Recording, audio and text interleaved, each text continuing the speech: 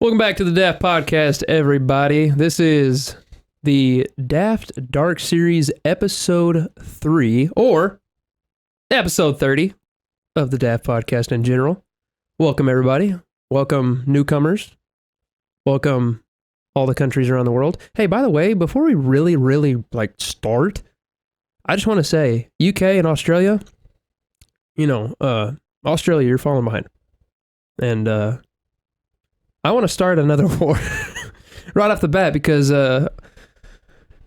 got to get after it. I really want to start. Let's see, United Kingdom and Australia.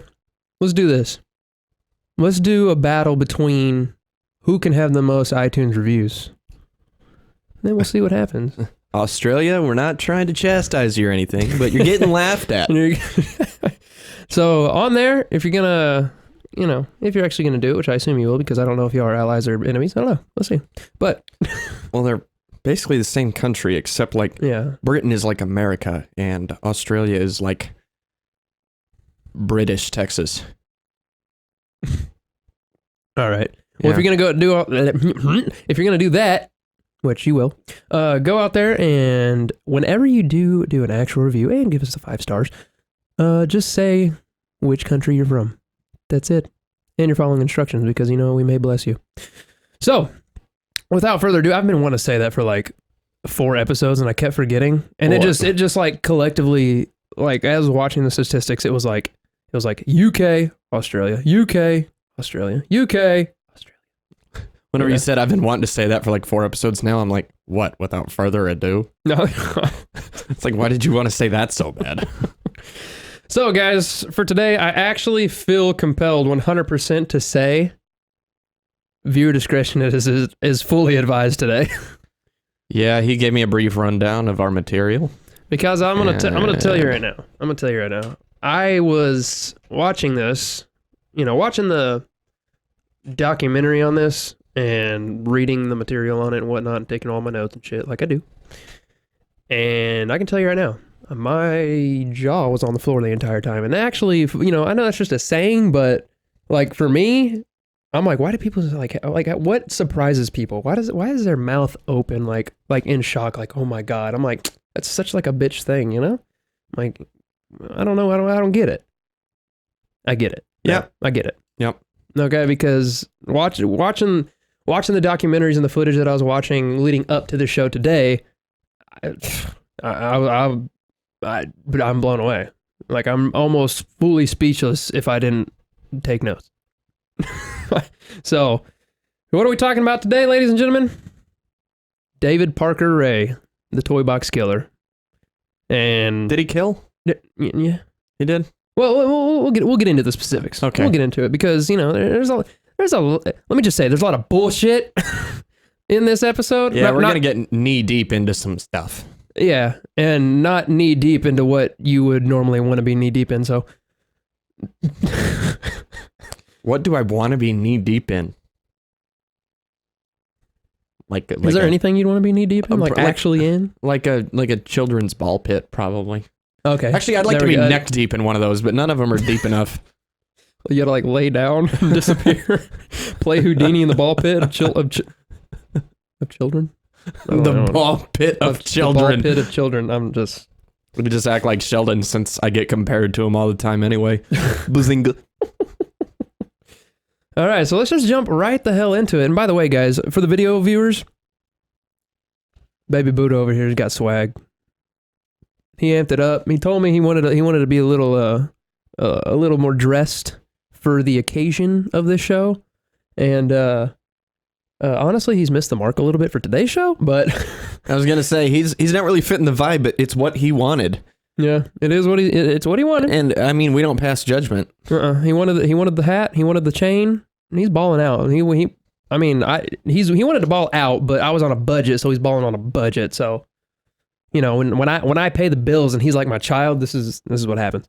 So, and he's not gonna bitch about it. So this right here, this giddy up was about $10. Sorry, you're getting Baby Buddha. All right, little buddy, high five. So let's jump right into it. David Parker Ray, who the fuck is this guy, right? Let's just start out fucking early. Way early, back in the day. It's 1 p.m. I'm not talking about today. Oh. But yeah, I got it. He was born November 6th, 1939. Holy shit, this dude's old. Yeah, and if y'all should also go and look up a picture of this guy because I mean, honestly, he's not like you don't look at him and you're like, oh my god, that's a fucking creep. Yeah, let me. But I mean, look at this guy real quick. He looks like he honestly just looks like your normal ass dad that grew up as a cowboy with a mustache, like he rode bulls or something like that, and then like he just comes home and tends to like the few goats he has at home, and then maybe now he has like a small cheese farm. You know, and then like whenever you come home, it's like if you get like a C grade, he's happy, you know, because he knows like you're dumb, and you know. No, I feel like this dude would be very displeased about a C. You think he'd be pissed off about a C? Well, not pissed off, just disappointed in a quiet way where you feel even worse than if he had beat you for it. Like this, like he'd be like this picture right here. Yes. Yeah, exactly that one. There's a photo of him in court. Like, honestly, if you find a photo of David Parker Ray in court, it's probably the one we're talking about. He's just sitting back like, my son got a C on his report card. Go to your room. Also, I'm in court for sexual crimes, but the C is really bothering me. Anyways, guys, he's born November 6, 1939. Now, how did he become to be the Toy Box Killer? Now, this is actually one guy that has, you know, there's always those people that actually they try to find like a reasoning to their crimes from their past. You know what I'm saying? Please like how they were raised or if they were like abused, beaten, or sexually abused, and then they like grow up and like do the same shit. Because that's kind of like what they've been taught, learned, or had. I don't really know how to explain it the exact proper way to say it, so to say. But I know what you mean. I just don't know the words. Yeah, well, this guy right here, it's actually one of the cases where I'm like, okay, maybe that had a little something to do with it. Oh, I maybe didn't a know lot. Maybe a lot. Yeah, we'll get into it. Okay, let's see what this is about. So basically, he grew up in why did I just brain fart and totally forgot the fucking. You're looking right at the computer, bro. I am looking right at the computer. Right at it. All the info's right there. I know. I have everything right here. He was born in New Mexico. Oh, okay. I'm like, God dang. I'm like looking at my notes and I'm brain farting here. So it's Bell in New Mexico in 1939, as I said. And basically, he grew up with his younger sister, Peggy, but lived with their grandfather. They both did? Yeah. Okay. And the reason they basically lived with their grandfather was because their father was the reason. Oh boy. So, I mean, they lived with their grandfather, and basically every once in a while their father would come visit them. Now, he was very violent, very alcoholic, and super into BDSM porn. Okie dokie. 3 great attributes right there.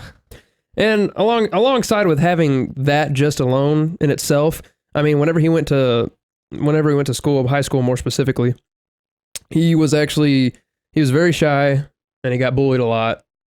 And so, he became more or less just a quiet guy and not popular to say in, smaller terms.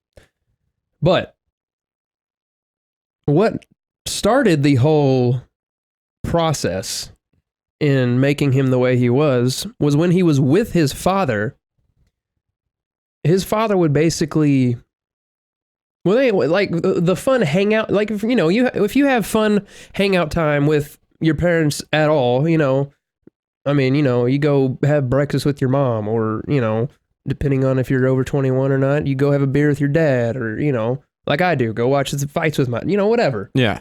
But this guy would go and he'd be with his dad at his dad's house or whatever, at his grandfather's house, wherever it may have been, alone. And his dad would have him watch fucking torture porn or show him magazines of BDSM and bondage and just everything about the whole rapey vibe-ish genre of porn in general. And Like literally, hey son, look at this. More or less. Whoa. Okay. More or less, it was just like, hey man, good to see you. Sit down. Here's a movie. So Look what I found last more or week, less, son. I mean, to scratch a little bit of that, to be exactly more accurate, magazines. I mean, because the time frame exactly when this actually started was probably about 1950. Oh, sound about right. So I mean, it's not like there were DVDs or 4K, like we have now. But right, that's neither here nor there.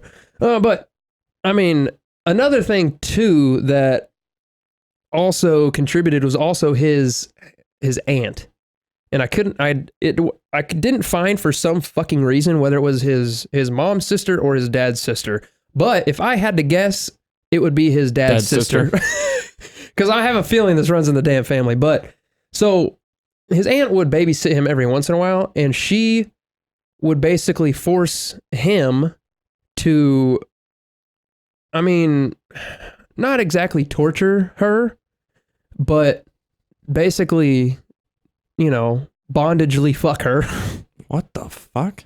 That's what she was into, was the whole pain thing, So you get it from your nephew? What? Dude, there's plenty of, I don't give a fuck what era. 1950? I'm pretty sure you can find somebody still. Yeah. Okay, because, there's men. Yeah, and men have dicks, penises, that speak loudly to the rest of the men. And they like whips, chains, handcuffs, nipple clamps, sticks, stones, broken bones, just broken bones. Maybe not. Hopefully not that far. But, okay, yeah. So that's just a small bit of why he became the way he did. So that's what started his, giddy up into the whole rapiness. So basically the span of his crimes began when he was a teenager. It's stated from about 1950 to 1999 or 97, somewhere in there. So he had damn near fucking 50 years of this shit going on. Okay? So, yeah. Now, we're going to move a little forward here. He's living in, this is fucking ridiculous. The town that he lives in. Oh, yeah. The town that he lives in New Mexico is legitimately, I'm not bullshitting you, is called Truth or Consequences, New Mexico. Bruh. Hey, man, you don't have to live there. Like, here's the problem. Number one, it's New Mexico. I mean, when you get in the mountains, it's a beautiful place. But if you're in the desert part of New Mexico, honestly, I don't know why you live there. Yeah, you don't need that hills have eyes shit going on. Absolutely not. And by the documentary and the videos I was watching, it's literally just like dirt roads and fucking out in the middle of nowhere. Oh, hey, a lake. Oh, hey, a hill. It's a tumbleweed bush. Woo. But I mean, we have room to talk, actually. We just have the heat until you venture out. Yeah, we're just New Mexico with more grass. More like out towards the west side of Texas is more, because it's connected, so it's almost like it's all just land, that's a thing. And the borders aren't real. And I'm just making shit up. So basically, we're going to fast forward all the way up to 1999, because the in-between point of all the crimes and shit that had happened in between time is more or less unsolved and unknown as to what actually happened. But I'll explain why. So basically, the actual investigation into him started on March 9th, 1999, when he apparently had faked being a cop, and he pulled up to a hooker, and this hooker's name was Cynthia Vigil. She was 22 years old, and he said, you're under arrest, I'm taking you in, puts her in the back of the car because, hey, she's hooking, because that's not legal. Yeah. So he takes her and basically takes her back to his house, wherever, in the middle of fucking nowhere, in somewhere within truth or consequences. Was it consequences or just consequence? No, consequences. Fuck that. That's all I have to Besides the say. fact of just living in New Mexico and being hot as fucking out in the middle of nowhere, don't have your town named Truth or Consequences. That's a fucking sentence. That's not a name word. That's a sentence, and that's not really a thing. I don't think. Right? I can't think of another city. I'm like, New York City. Okay, that's a word. You know, Los Angeles is 2 words, but you know. Yeah, those are all just nouns. Yeah. You don't have a blank or a blank and, well, there's probably a blank and a blank city, but where is there? Do I have a fucking hole in my mouth? Well, yeah, it's the hole that the drink goes in. Oh yeah, by the way, everybody, I'm drinking normal ass coffee today out of my llama cup. You got like 1 drop in the beard. Yeah, perfect. Perfect. Oh, Nailed it. Yeah, it's all over my hand. Oh, now I just wipe more in my beard. Now my shirt's going to be stained. It's all good. It's all good. Mike's covering up the stain. We're good. Continuing on. So he takes this old Cynthia Vigil over to his house. Jesus Christ, can't even talk. And like I said, he's got her under arrest, has her in handcuffs. They show up to the house. So the thing about the house is it's a trailer. Okay. Redneckish. You know what a fucking trailer is. Yeah. Okay. It's not a double wide. It's a single wide. Okay. We're not getting fancy here. And outside of this trailer is a trailer. And you said he wasn't getting fancy. But the thing about this trailer was it was like a utility trailer, like you would pull behind a truck. Like a storagey kind of thing. Yeah, kind of. So it wasn't big. I want to say it was maybe 20 feet max, 20 by 8 probably. And this trailer gives him the name Toy Box Killer. The Toy Box. This is what this trailer is. It's just a white trailer sitting outside of his trailer. And basically inside this trailer is what fucking blew my mind and basically started my jaw on the floor. So on the floor. I need my brain to work. Yeah, we both need your brain to work. So inside this trailer, the walls are covered. I mean, if you get like hanging BDSM devices, like seriously, if you go on Amazon and order something that's BDSM related, he's got it. All of it. You fucking name it, dude. He's got anything made out of metal, anything made out of leather. I mean, fucking dude. Now, here's something. The things that were in this trailer. Gotta back up for a second. He was also for his job. I mean, he was an extremely good mechanic over the years, and he fucking I got it somewhere. I gotta organize my notes, but I'll find it. It was like he was like a kind of like a public works worker for. It was but something. I shit you not. Like the actual motherfucker. What was it? A national park? It was. I'm gonna find it. I'm gonna fucking find this. There it is. Elephant Butte, New Mexico. Okay, it's Butte. Okay, it's Butte. But Elephant Butte. Yeah, Elephant Butte. Okay.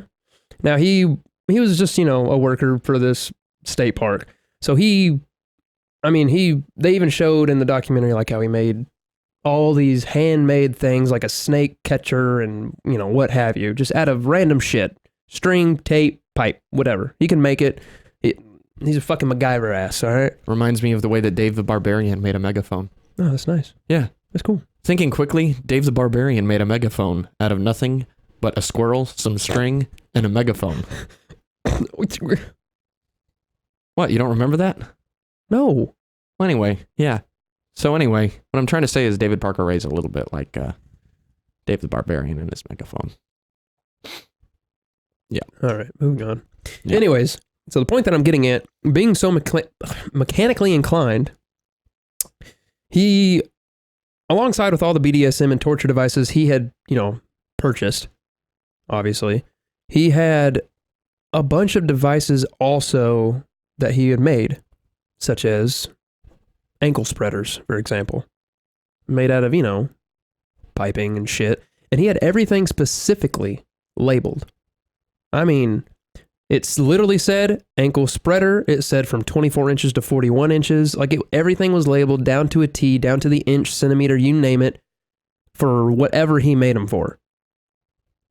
But the center point of this trailer, the toy box, was in the very back was what I can only describe as a gynecologist type chair. Like a medical hospital type chair where they're gonna, get up in you. And I mean, it like it was a legit gynecologist. I don't know where he got it. I don't know where he got it from, bought it from. It wasn't built. He had got this somewhere. Because this was the shit that's at the doctor. Yeah. And it had like all these arms and shit. And he had like, dude, it was like some Saw movie shit. Yeah. I mean, it had every attachment to fucking put you in any position he wanted you to be in. All right. Now, back to Cynthia Vigil here. All right. She escapes from him. Basically, the way she escaped is he had her back in the actual house. And she had been, tortured. She had been raped already and stuff like that. But in the meantime, he had her back at the house, which, I don't exactly know why, because in the trailer itself, he had like kind of like this cabinetry in the back with with the countertop and shit like that. Well, underneath it, instead of just having like storage space for your other dildos and shit, it was burrowed out, and he had like it was almost like a gurney in there with chains and shit attached to it, where he would basically, when he's done with you, he'd put you in there, strap you up, shut it, and it was soundproofed. So you're fucked. But this one he had in the house. Now, at this point, Cynthia, this is 1999. This ain't his first victim. Obviously, beforehand, we've had God knows how many. Yeah.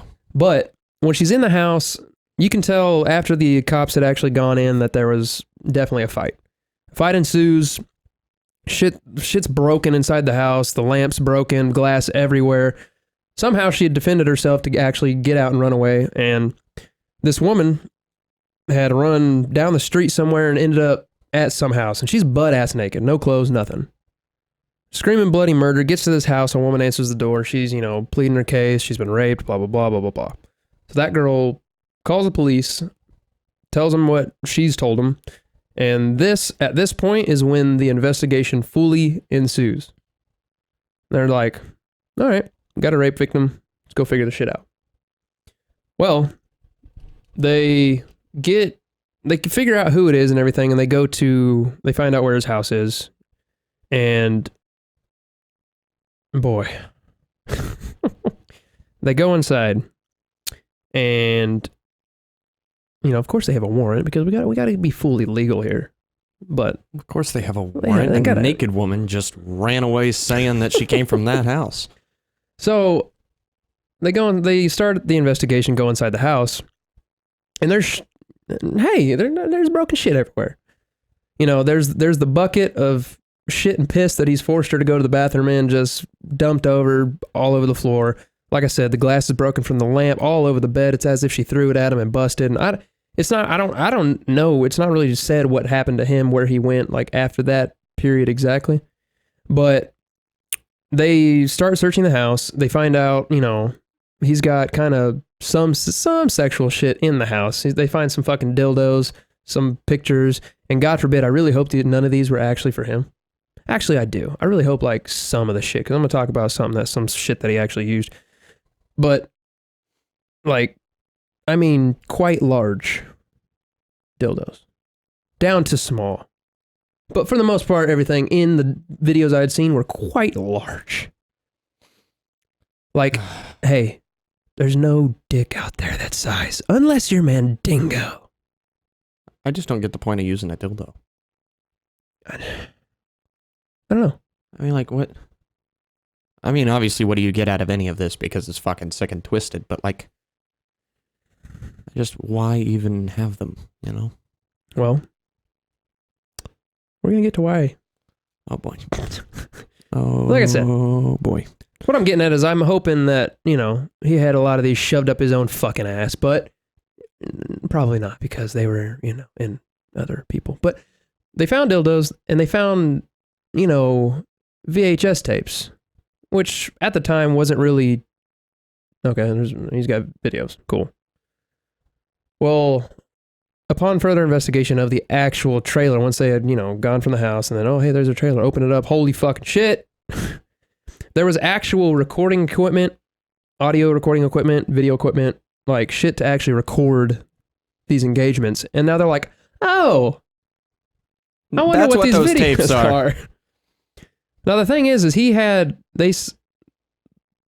interviewed some of the one more importantly, one of the main cops that was actually doing all this, and he said that they had at least 100 videos. But there was one specific one that had really brought this case into what it really like into just fucking and a real Kickstarter. Okay. So they found that, and alongside with all the other BDSM shit, you know, there's like I said, there's normal dildos and shit. But they also had like drills with dildos on them, fucking machines, if you will, and all kinds of shit. Like I said, he's a mechanic. He knows how to fucking work this mechanical shit. I don't know why he was so good with mechanicals and dildos, but he was. And then there was also a dildo basically made out of PVC pipe. With, like I said, he's very, very meticulous and has all the down to the inch measurements. Now this specific one that they found was, you know, had each inch on it. And it was about a foot long. Made out of PVC pipe. It's not, you know, quite soft. Not really. About, I don't know, to me it looked about 2 inches wide. And so basically it was this disgusting ass hard pipey dildo. But at the end of this thing, where he melted a bunch of nails into this said dildo, all right? And just so you know, I'm not laughing out of any funniness. This is just me being uncomfortable. Yeah. But the end of this thing, it was literally like nails, all like 2 sets, by the way, 2 levels of nails. There was like one that was actually around the dildo. Like, I mean, just like, you know, the 2 inches, and they came out a little bit, and like there was that around.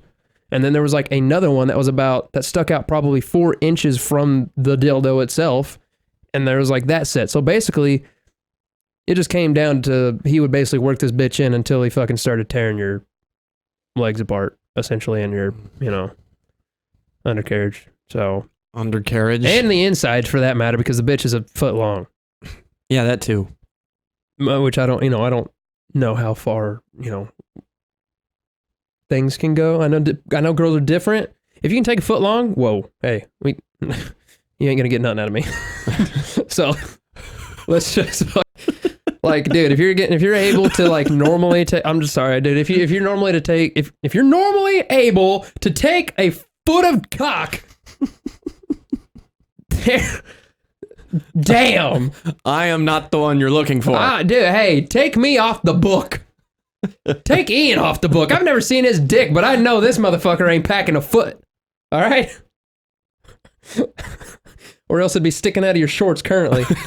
I gotta fucking put that back up there. So, that was just one of the many things. He had, you know, like I said, fucking, like, not, it wasn't just a sex thing. It was, like I said, it was a legitimate torture thing. All right? So, back to one of these videos that I was saying they found. It was of a girl. Now, the only thing that made this one stick out specifically, which I'm very surprised out of 100 videos, this was just the one that stuck out. Which, the only reason it stuck out is that they noticed that this girl had, like, this very unique tattoo on her leg. Which, I mean, I'm surprised out of 100 girls, there was only one girl that had a tattoo on her leg. which, which to me, which is very, this whole thing right here, which, the police, bravo, this is fucking amazing. They basically took that, like, a picture of that portion of the video where they could see the tattoo the clearest, and they sent that off to the FBI to be fully enhanced. Now think of this. This is a VHS tape. This shit ain't HD at all. Yeah. Now trust me, I saw the video. No, I didn't see the legit video. I saw the video of it like cropped and zoomed into that little part of the leg because I'm not watching rapey shit. All right. Yeah. Now, the I honestly don't know what the tattoo was. It's like some tribal something, but it's very unique, and not many people would have this. So the FBI enhanced it, sent it back to them. They're like, okay, boom, this is what it is. They put that on the news.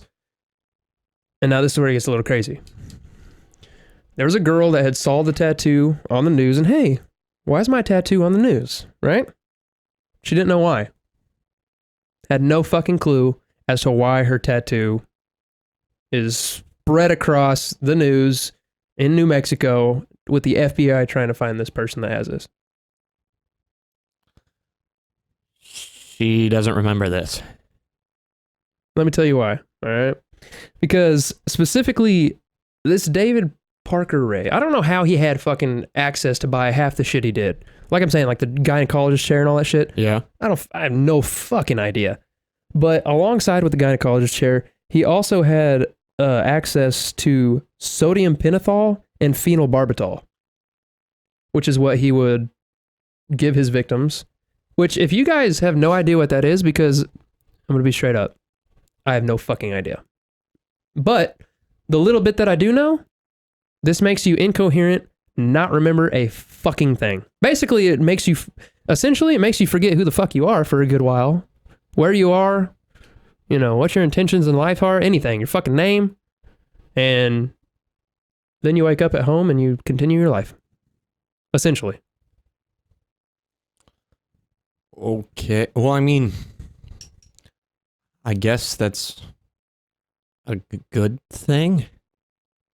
I guess. I mean, now, does it help that you don't remember what happened to you? You would think, but I mean, I feel bad for any of his victims. But well, I mean, of course, but I mean, at least there isn't as much emotional damage if you literally don't remember it happening. Well, see, that's the thing. I don't know how it would go, honestly, in my mind, because like, is it better to know that it's already happened to you? Or is it better to learn after? Or to learn like, hey, this happened to you and you have no fucking idea. Like, I mean, either one sucked, obviously, but like, I don't know which one, mentally for yourself, which one is worse, I guess. I mean, they're both horrible, but. So is it less bad if you literally never find out? I'm not defending this guy, obviously. I mean, yeah. I'm at least glad that these, or at least some of these victims aren't like literally scarred for life if they literally don't remember it happening. Yeah, so the thing is that really like I said, I'll jump into that here in a second. But so she contacts him. Cool. She's the one they're looking for. The police ask her about this video that she's in. Now, like I said, she has no memory, but Ray is basically in the video. He's caressing her leg, caressing her arms, feeling her tits. Like, it's just, come on, bro. It's just like that was a very mild description, but of what really happened later. But I mean, filling her up, and it just seems, and like I say that because I guess later on, really, there wasn't any further video of her specifically, with him going ham. Basically, it was just the more or less the caressing and kind of she's tied up, sensual and stuff like that.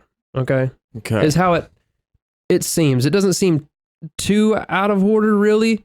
I mean, but in the like the police say, they're like, she seems like she doesn't really know where she is, but at the same time, it's like, people are into crazy shit and you don't really know how the fuck they're going to be rolling. You know what I mean? Like with all this stuff.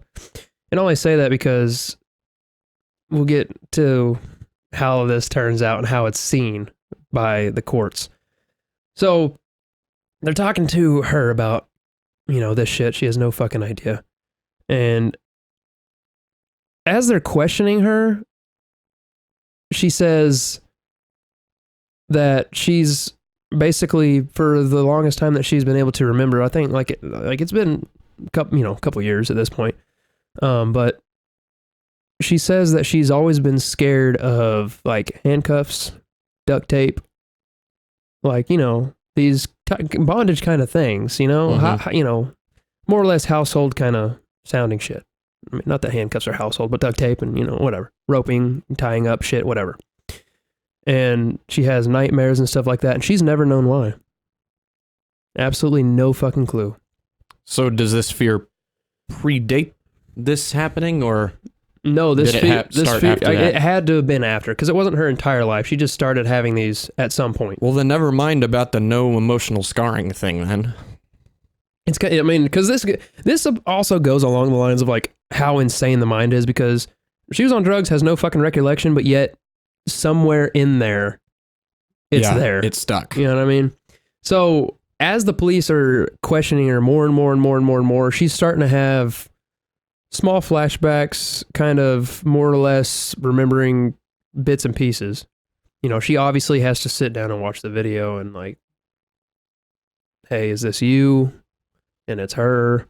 And, she has to go through all that. Yeah. Which ain't the best at all. Oh. So, I mean, I'm surprised you are a little bit bothered by having to do that. Yeah. Of course, it ain't the best.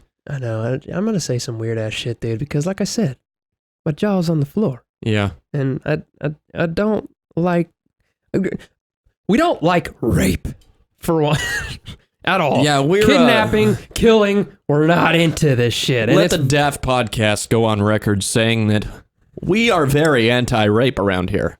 Very. So, it's just, all right. That. Honestly, this fucking episode is making me cringe so hard my butthole's gonna fall out. I know. I'm sorry. Let's just make this better, okay? Not. You should know that's not going to be better after I say this. Yeah, nothing better comes after that. I'm going to make sure that I'm not skipping over anything with my notes and everything like that. Oh, perfect. So, she's answering all the questions that she can. And like I said, she's slowly starting to remember more and more. Well, she eventually ends up remembering basically how it happened, like how it began. She starts remembering bits and pieces of what he did to her, but obviously not like the entire ordeal. But she remembers how it started, and she says that she was really good friends with a girl named Jessie Parker. Sound familiar? No, don't take this direction. Jessie Parker is David Parker Ray's daughter. Oh God. Yep. So they're hanging out. They're going bar hopping out in New Mexico, and they're having a good time, having a couple beers like anybody does. And they usually, she said that they usually always ended up at this one bar, this one just small bar, and this is where their nights always ended. And then they'd split. Well, of course, everybody's slaughtered. And basically, Jessie decides, well, she doesn't decide. I guess, did I ever state something, actually? I never stated, the girl in question here with the tattoo and all that stuff, her name is Kelly. I'm not talking about Cynthia anymore. Well, yeah, you just mentioned a random girl with a tattoo. Okay. You just haven't said her name yet. Okay, that's what I was like, wait a second. I think I just fucking totally, but her name's Kelly Van Cleve. Okay. Cynthia is what started all this. She's not. Story's not on her anymore. Yeah, it's not on her anymore. Sorry, I didn't stay. Sorry, I skipped over that. We're talking about Kelly Van Cleve now, okay? Anyways, so she's drunk, and I guess she gets a ride from Jessie, David's daughter. And instead of taking her home, they go to her dad's house. They're going to crash there, right? Well, here's the fucked up part. They're friends, but Jessie here, she's more or less her dad's helper. And how long were they friends before this? Do you know? I don't know exactly. But obviously at this time, they're just over 21. I think she was like 22, 23, Jesus somewhere in there. Fuck. So at this point, my jaw was digging a hole to China. Okay? And I'm like, what? Dude, what the fuck is going on? Like this story is already fucked, but now we're going to get the daughter pops up out of nowhere and shabam, she's kidnapping people for her dad. Are you shitting my butt? Consider your butt shat. So, she's taken there. She's going to crash on the couch. Well, she ends up being handcuffed and all that shit. Or duct taped. Handcuffed with tape. Whatever. However you want to say it. And so the reason that she doesn't remember shit is because she's giving this sodium pentothal and phenobarbital. Okay? That's the whole background as to why she don't remember ass. All right? I'm glad she doesn't remember that. I mean, trust me, like, sucks that happened, but honestly, I think I'd be, at least a little better off knowing that I didn't remember most of all that. Yeah, until you're fucking brought up for. But then again, I've never been raped, so I can't speak for those, so I'm not going to go down that road. But, so, it's unclear how many times this is really. There's one more incident that I know that the daughter's involved in, which is another friend of their group that happened later on. That's the only one that is really known. The two that is known that she's involved in. So, I just, like, my brain, just for a split sec there, was able to, like, take a step back and actually process what I'm fucking hearing right now. Yeah, I haven't, you see, that's the thing with, like, mine is, like, I was watching these videos and the documentary and whatnot, and I would, like, have to, like, snap. I'm, like, watching it, I'm literally with my mouth open, and then I'm like, oh, fuck. And then I, like, go back and rewind and actually listen. It's just like, I was in shock the first run through. You know what I mean? Yeah. Hearing it, I was like... I mean, how do you take the facts in when these are the facts? I'm like, dude, this is real. This happened. But it's just...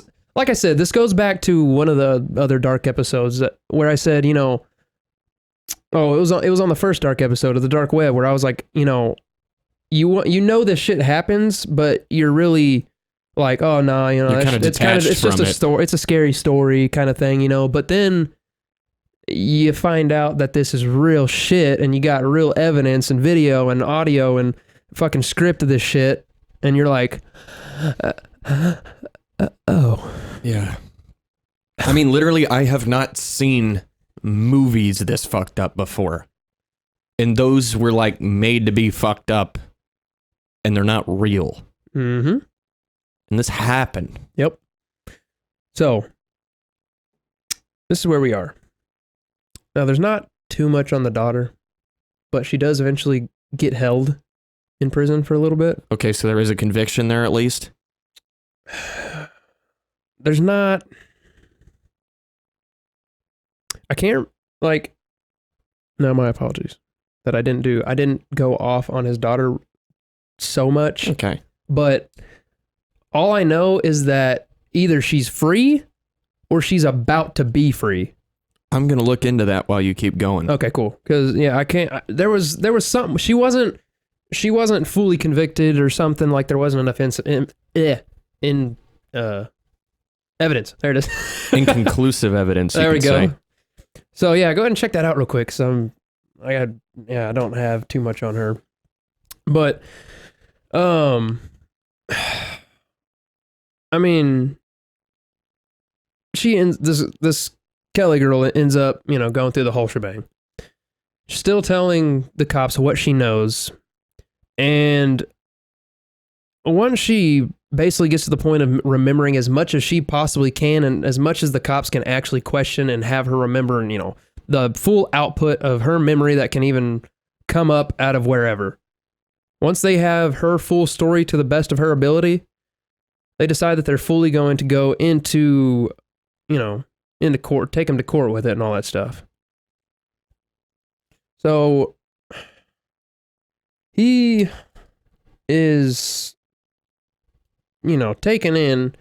He's already taken in at this point. And I can't remember, I'm not exactly quite sure exactly his span before the actual prison time.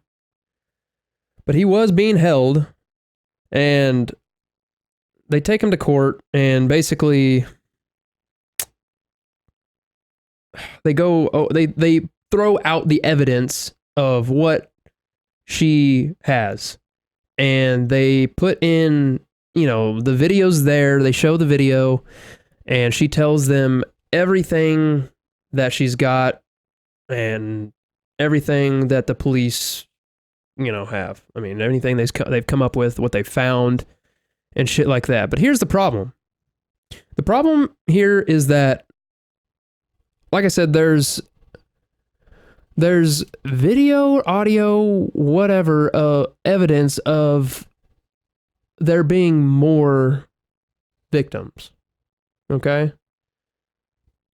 Now the problem is that they never had those people or or bodies possibly. Like, they don't know. They don't know what has happened to these people, if they're still alive, if they were actually killed, or anything like that. And, that was one of the biggest problems. And they searched and they searched and they searched all through, the elephant bootay, whatever it is. Yeah, elephant bootay. Because he worked there. So essentially what they had in the back of their mind was that he disposed of the bodies in this state park because he had access to anything and everything within the state park. He had the keys to any of the buildings there. He had access to, all the trails that he could, get access to or drive to. So they were checking all the wells, all the ditches and everything that they possibly could within this area. And obviously they didn't come up with shit. Now, one of the speculations is that he, I don't know. See, this is the thing that doesn't make sense to me, okay? Think of this. While I was doing all this research, he's obviously being held, Yeah. As far as I know. And if I'm wrong on that, sorry. If he's out for whatever reason while this is all going on, that's fucking stupid. But I'm pretty sure he's being held, and maybe I didn't pay attention to that, or I'm just having a fucking brain fart. But I guess if he makes bail, you could let him out. But here's the thing. They're looking for the bodies, so the speculation was that they checked all these places that he might possibly could have, put the bodies, and they get a little bit of help, which is one of David Parker Ray's ex-friends that's in prison currently. He comes forward. This is like another big explosion. Okay? Okay. And he basically tells them that he helped him kill a girl, and they disposed of a body in a certain place, and that he's done it to multiple people. Let's keep it plain and simple. All right? Now, they check these places that he tells them. There's no body. So the speculation is that he went, dug him up, and put him somewhere else. So I'm like, is he held or is he not held? If he's, because that was the thing at that point, because there were shots of him, in the orange suit and shit, handcuffed. And I don't know if like the videos I was watching was basically like, hey, these are like from later on when he's actually being taken to prison and shit like that. But I don't know. That's the part that I don't know. The daughter and that, I don't know. But basically, with everything they have in the court, with Kelly going up there to testify and tell all her shit, with the videos been shown, he's not guilty. care to explain why. So basically it was a hung jury. Because the judge wanted, a unanimous. Yeah. Like he did it, obviously. But apparently there are people that believe that, hey, this is just what they're into, and this is just a video of shit they do. And then the victim says, no, it isn't, and that's not good enough? Pretty much. And of course, she's fucking heartbroken as fuck, and like, hey, what the fuck have I done to make y'all think that I'm a fucking liar? Yeah. My life has been ruined. And all this fucking shit that's going on here is like, you got a video of me, and I guess more or less it was, the judge had to have been, and the jury had to have been playing into the whole, well, she doesn't remember anything. She could just be making this shit up. Like, this is on the video, this is how she's just playing and shit like that, or whatever, you know what I mean? And she's just made up this story. She doesn't remember shit, and, oh, he raped me. And I'm like, dude. What the fuck is going on? Because you found a torture chamber with a gynecologist chair and sexual shit all over the place, dildos with nails and fucking devices on, fucking dildos on drills and shit. You got all this stuff. You got videos. You got Cynthia over here fucking running for her life naked in the street. And there's clear evidence that she was there.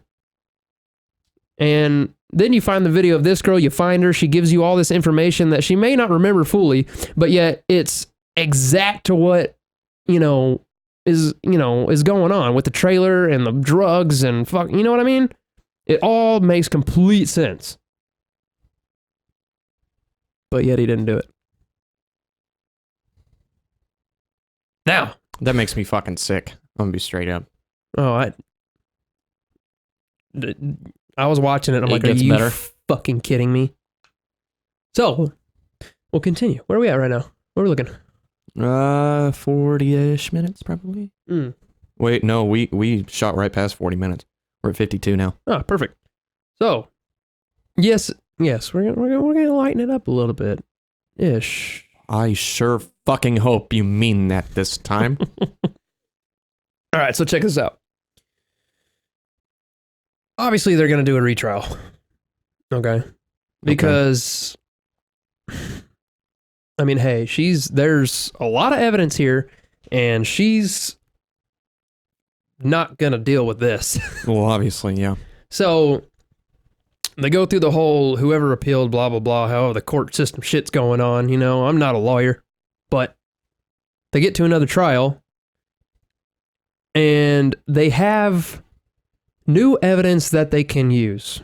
It's not new. They found it back when they were searching the house, but I have specifically saved it. Okay? So, in the midst of finding all that shit with the videos and everything, they found an audio recording. Okay? Now, this audio recording was what he would play to basically initiate his victims as to what's about to go down. And this clip is only going to be about 30 seconds. And by this point, after hearing this one, my jaw was in China. Like, dude, I was eating fucking chicken chow mein. They were filling me up, and they were just shoveling it into the jaw that was poking in through the ground. Straight up, dude. My lower jaw met Buddha's ancestors and shit, like his cousins. It was. I mean, that honestly, I listened to this before we started. This literally put goosebumps on my bones. Yeah, I didn't let Ian have a bunch of information. I let him have a little bit. But this is one of the things I showed him just to set the fucking mood for this episode, which, this right here, this audio is exactly the reason why we're probably way more serious on this episode than we have been on any of the other dark episodes. I was going to say, the reason that I'm not upbeat and trying to lighten the mood right now is because I heard this before we started. So, like I said, this is one of the reasons as to, why this is such... Alongside with all the other shit, I'm gonna say, hey, this is the reason why we're so viewer discretion advised today. But hey, Yeah, the whole episode is the reason why, but this is why I've got the tone I've got. So guys, please sit back. Don't enjoy this. If you enjoy this, you're a sick fuck. Ian, hit it. Here we go. A tape recording in his own voice that he played to initiate his victims. Hello there, bitch. I'm going to tell you in detail why you have been kidnapped, what's going to happen to you. This was sinister stuff. No shit. Now, you are obviously here against your will. You're going to be kept chained in a variety of different positions, usually with your legs or knees forced wide apart. You'll be raped thoroughly and repeatedly in every hole you've got. God, dude. Like, are you... What the fuck? You know what I mean? Like, seriously, the whole thing's horrible, but then you're going to have that laugh at the end. Yeah. I guess, I mean, if you're fucked up enough to do this, you're going to be fucked up enough to enjoy talking about it. I mean... I really am not glad that I had to listen to that again. The feeling within the room. Yeah. Right now. Baby Buddha, we need you. Yeah. Fucking cheer me the fuck up, please. Hold on, let me give him a rub. Give him a rub, please. Whew. So, this was something that he would play before. This wasn't, like, it's not said or known, really, how many he played this to. I think at some point it was found out when he generally started playing the video. But this is what he would play right before. Like, he'd have him tied up, chained up, whatever, to the chair, wide open, butt-ass naked, and play it. This was the start of his whole thing. So, another thing that I didn't get too much information on, but alongside with his daughter being a helper, apparently somewhere in the midst of all this, there was, like I said, it wasn't, I didn't get the specification on whether it was his wife, his girl. I think it was his girlfriend at the time. Girlfriend.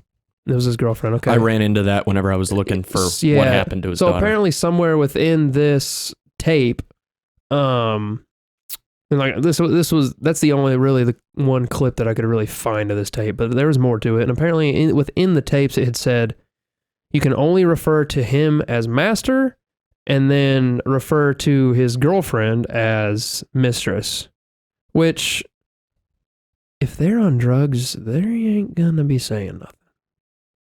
And if you are slightly awake, then your body can take some hardcore shit.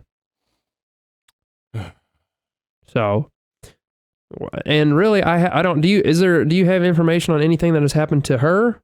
Because I know that she came up a little bit, but some of the articles I was just running across from 2017 said that she was readying for release. Okay. So that was also okay. That's what I thought too. So you know what? This is just like kind of just a very fucked up family thing.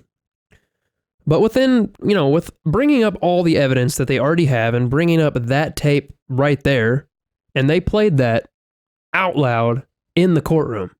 Okay, so they played that to everybody attending, and everybody's heard it, with him sitting right there and her sitting right there. Can you imagine that fucking courtroom when that was playing, dude? How does, everybody not get up and just kill him on the spot? Dude. I have no idea. I'm surprised that, even the judge doesn't jump up and eat, the fucking stenographer just typing everything away. Just stops in the middle of typing that and just beats him over the head with the typewriter. Oh, I know. Absolutely no. Trust me, this would be like one of those instances where it's like the courtroom, something's happened to a guy's daughter and the fucking father just loses his shit. Yeah, how does not every single fucking person in the room do that? I have no idea, but after going over all this evidence and whatnot, they get down to the jury to finally do the deliberations. And it takes 5 hours this time to figure out what the fuck they're going to do to him. And they come back, 224 years in prison, and he's guilty. Well, thank fucking God, but like what specifically was the charge this time? Kidnapping, raping of that one girl. Oh. Kelly. The one that's in the courtroom. Okay. Just that one. It's a shame you can't serve more lifetimes. Just that one. Well, I mean, as long as you get enough of a sentence to lock him away forever, I guess. Yeah. The charges technically won't matter past that point. I mean, what's the difference between 224 years and 500? You know? Yeah, I mean, it's like people that get like 3 consecutive life sentences. I mean, I think one's going to do the trick, honestly. I mean, yeah. I mean, I guess it's, I don't know. If they get a life sentence, I'm like, fuck yeah. And it's not like they're up there 10 consecutive. Oh, fuck yeah. I guess. You know what I mean? Yeah. I'm just, put the fucker away or zap his ass. You know what I'm saying? Yeah.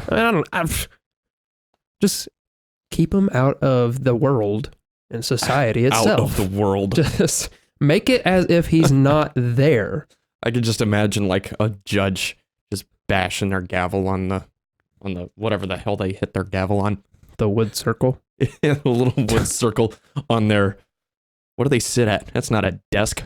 That's a, what is that? Is there a name for that?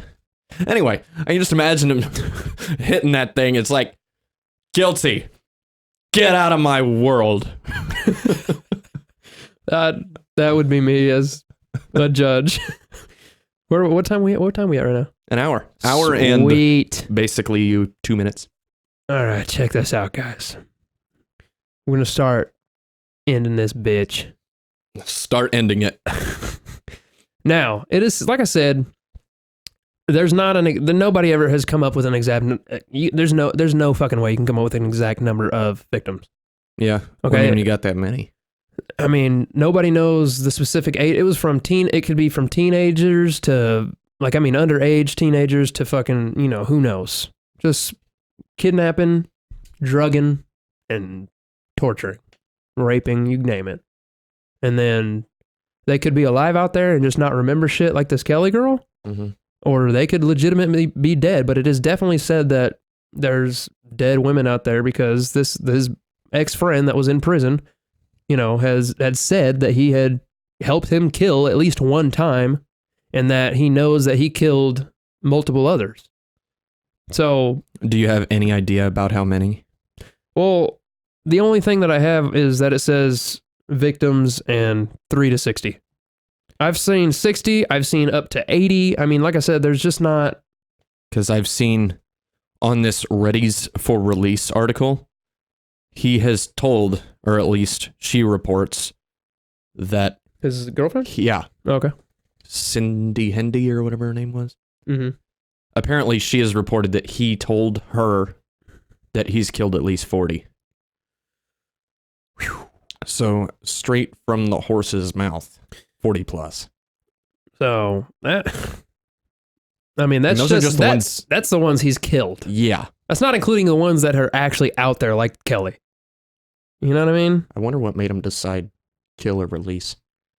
Dude, that would be something that that's something Imagine I want to know. sitting there man. and him deciding. All right.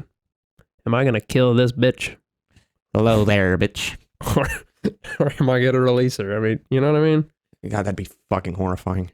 I mean, I kind of feel like it was more or less like the drugs wore off, they woke up and saw him and they kill her. Yeah, that's probably what happened. Or the drugs, he's done, okay, drugs are still in, she don't know, she's barely alive and takes her. Because that's the fucked up thing too. Like I said, there was a bunch, like, torture devices, like the whole dildo and nail thing. I mean, I'm assuming the ones he tortured hardcore are dead.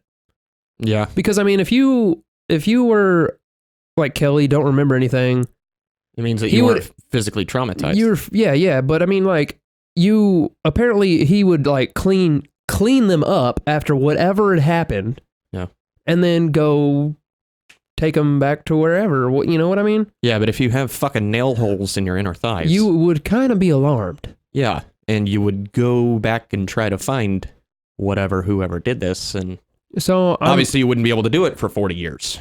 So in my mind, I'm kind of like, okay, if he had tortured them and there were markings, there was bruising, there was like legit torture signs, I'm just assuming he killed them because after they wake up and they're in pain and there's marks everywhere, like, what the fuck? Let's figure this shit out now. Exactly. You know what I mean? Yeah. So I'm assuming that was probably more or less a determinant of kill or not kill. Yeah.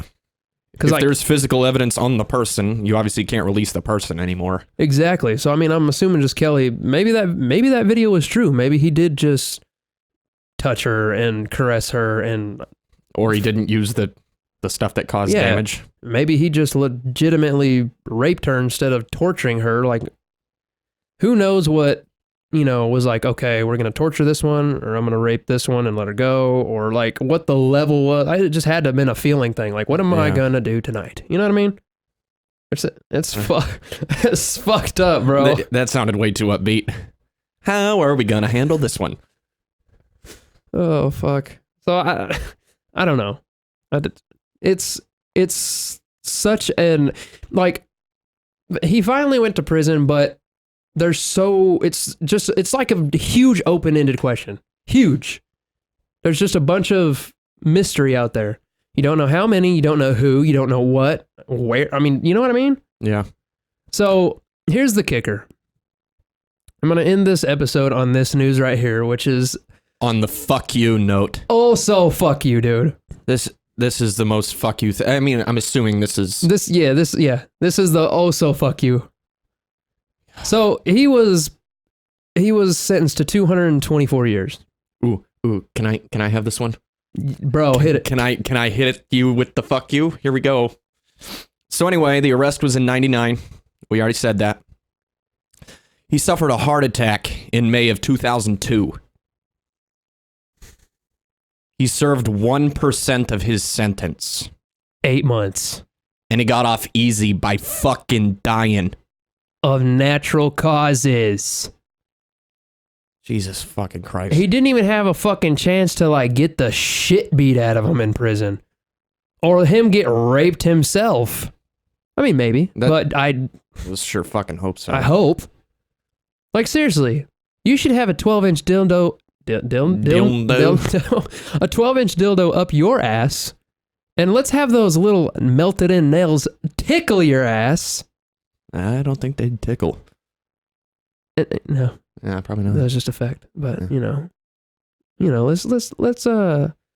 let's cheese grate your asshole a little bit, and splinter up your cheeks.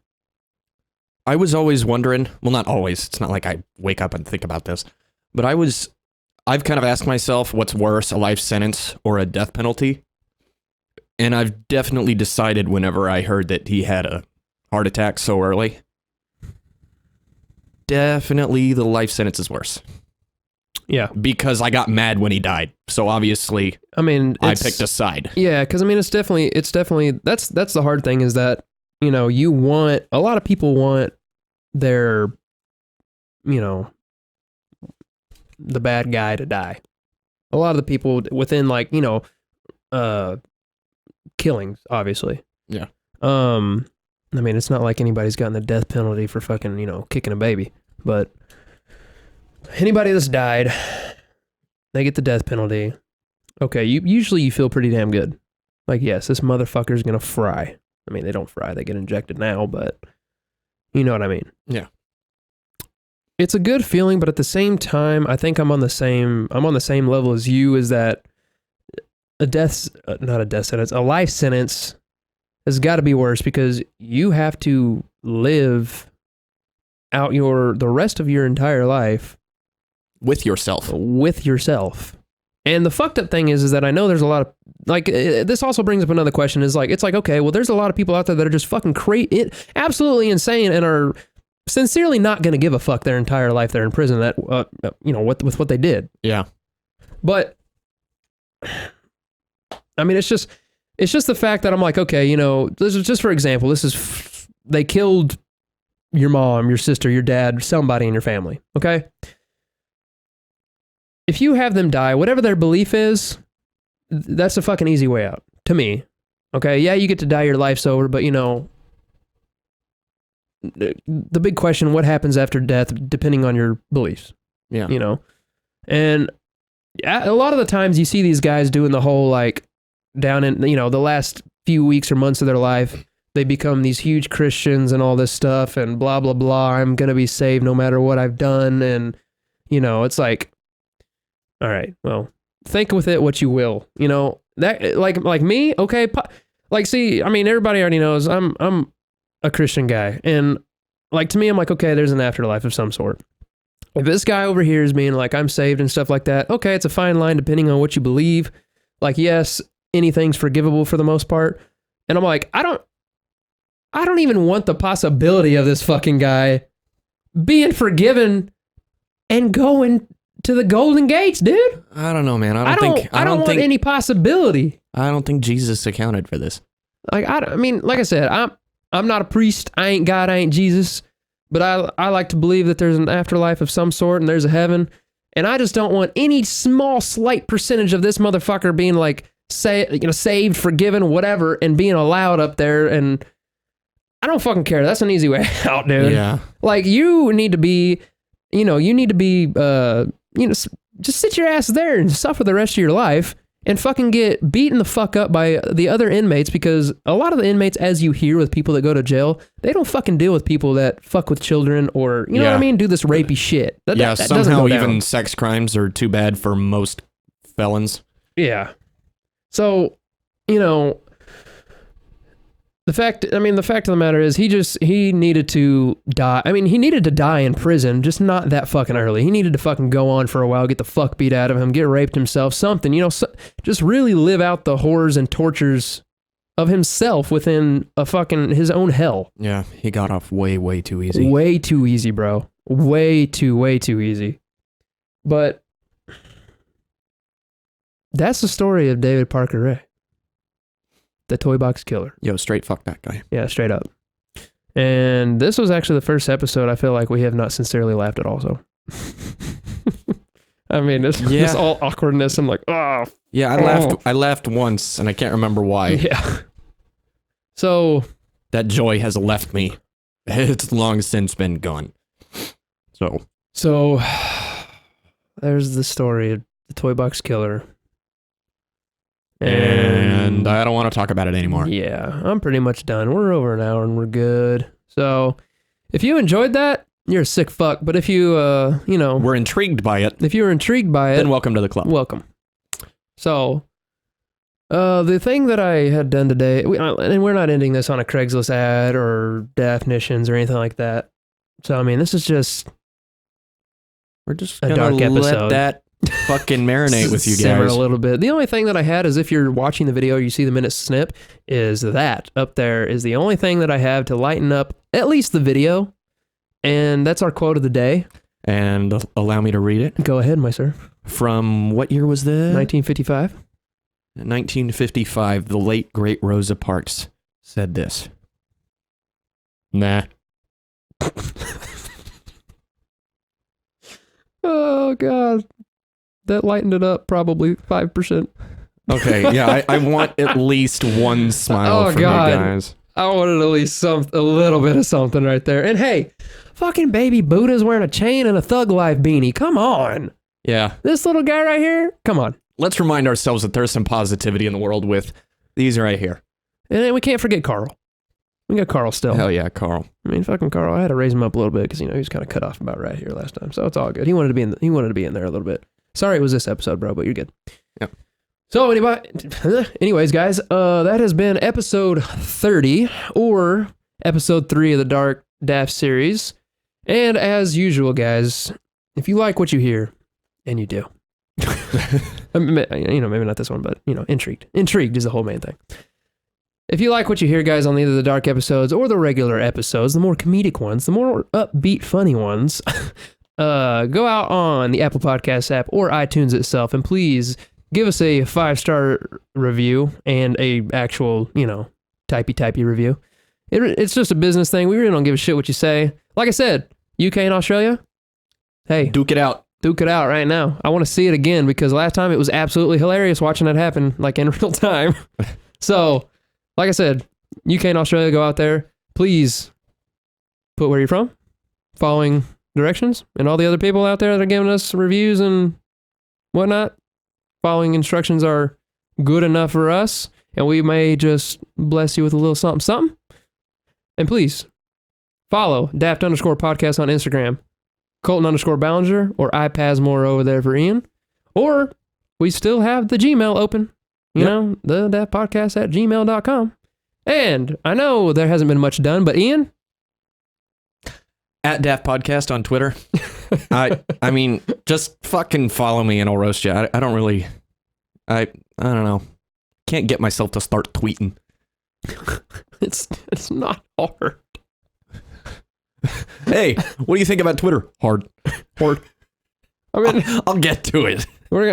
Something's gonna happen on the it. The only thing I've ever said on Twitter was fucking, hold on. Oh yeah, Adam Sandler was gonna fucking host Saturday Night Live or something like that. And I'm like, if I wanted to see a fucking wash up that everybody forgot about for an hour and a half, I just watched Castaway again, I think is what I said. Yeah. Well, you have heard probably something you don't want to know about today, but now you know. You're more informed. And you know what, guys? As usual, you will hear me and Ian, and now see me and Ian, because that's another thing. YouTube videos are back up and running. We got Baby Buddha, episode 29 from last week, up on the YouTube page. Please go check that out. And we're also going to have this one up. So, without further ado, we're going to end, and you'll hear us on episode 31. Sure will. Peace.